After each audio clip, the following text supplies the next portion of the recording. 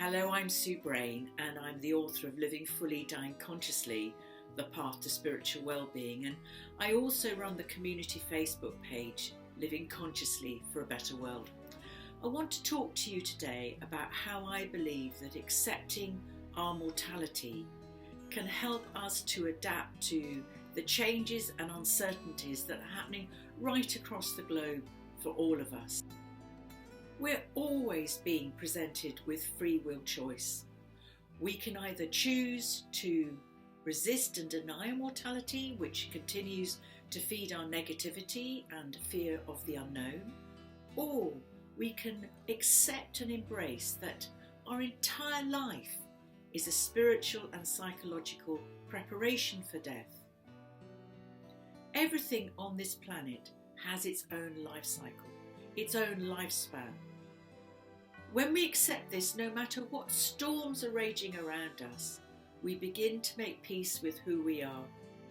And we begin to see from a higher perspective that we are in fact just passing through this physical existence, just as our planet is passing through its own cycle of existence.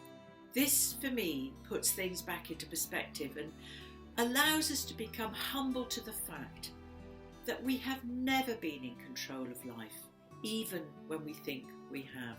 Having said this, I'm very aware of the challenges and changes that are happening right across the world and the fear and upheaval and terror that this is creating for many people. And yes, grief and loss are really hard to bear. This is why my book, Living Fully, Dying Consciously, explores the importance of adapting to the inevitability of change and death, and how to create space inside ourselves to develop resilience, courage and gratitude until we reach the end of life in whatever way that comes to us. To me, the essence of life is about learning how to become the very best version of ourselves, irrespective of what the world is throwing at us. Nothing else matters really.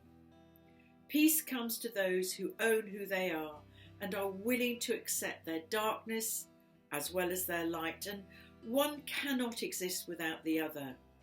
And I believe that healing takes place when we find a balance between the two. I believe that when we have the courage to confront what's holding us back from being the authentic person we really want to be, death loses its grip over us. Rather, we're much more able to open our arms in welcome and think, well, I did the very best I possibly could do, considering all, and then step across the threshold into what is to become.